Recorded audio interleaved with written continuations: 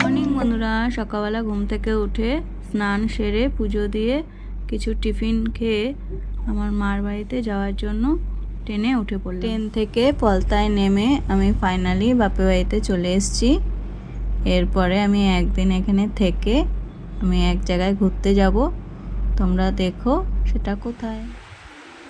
Hello friends, আমরা মাসির বাড়ি যাওয়ার জন্য সবাই মিলে রেডি হয়েছি।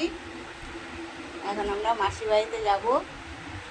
মাসির বাড়িতে যেয়ে কী কী করবো সেসব তোমাদের সাথে আবার পরে শেয়ার করব।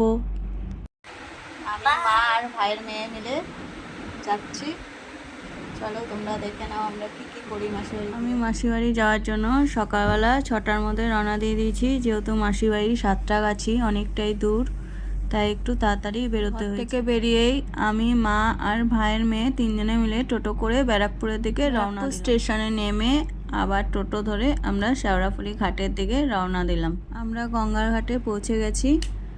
গঙ্গার ঘাটটা খুব সুন্দর লাগছিল ব্রিজের উপর থেকে দেখতে। এরপর আমরা লঞ্চে উঠব। আমরা লঞ্চে উঠে পড়েছি। লঞ্চ থেকে গঙ্গাটা দেখতে খুব সুন্দর লাগছিল। শেওড়াফুলি নেমে বাজার হয়ে হাওড়া যাওয়ার জন্য ট্রেনের টিকিট কাটতে যাচ্ছি।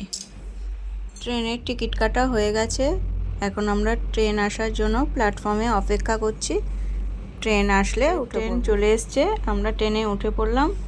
আর সকালবেলা ছিল বলে ট্রেনটা সেরকম ভিড়ও হয়নি, আমরা বসার জন্য সিটও পেয়ে গেছিলাম। থেকে হাওড়া স্টেশনে নেমে ব্যাগপত্রগুলো নিয়ে যেতে খুব কষ্ট হচ্ছিল, তাই স্টেশনের সরকারি গাড়িগুলোতে চেপে আবার সাতটাগাছি ট্রেন ধরার জন্য ট্রেনের কাছে গিয়ে পৌঁছালাম। স্টেশনের সরকারি গাড়ি থেকে নেমে তিনজনের জন্য 3টে চিকেন স্যান্ডউইচ কিনে নিয়েছিলাম ট্রেনে খাওয়ার জন্য। ট্রেন তখনও ছাড়েনি, এর জন্য তিনজনে মিলে চিকেন স্যান্ডউইচ খাওয়া থেকে সাতটাগাছিতে নেমে টোটো ধরে মাসিবাড়ির দিকে টোটো করে কিছুটা পথ এসে হেঁটে হেঁটে মাসিবাড়ির দিকে যাচ্ছি। মাসিবাড়ির গলিটা এতটাই সরু যে ওখানে টোটো ঢুকবে না, তাই হেঁটেই যেতে হচ্ছে। দেখো বন্ধুরা, মাসিবাড়ির সামনে একটা শিব মন্দির। শিব মন্দিরে নমস্কার করে আমরা মাসির বাড়িতে ঢুকলাম।